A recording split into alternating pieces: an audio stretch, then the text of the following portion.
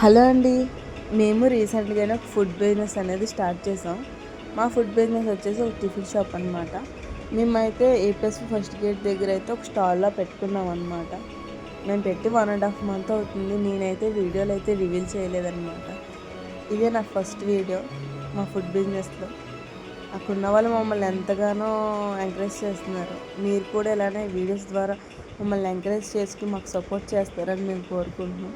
మేము డైలీ ఏం చేస్తున్నానో అన్నీ కూడా నేను వీడియో తీసి అయితే పెట్టాను అన్నమాట. మమ్మల్ని ఇంకా సపోర్ట్ చేస్తారని కోరుకుంటున్నాను.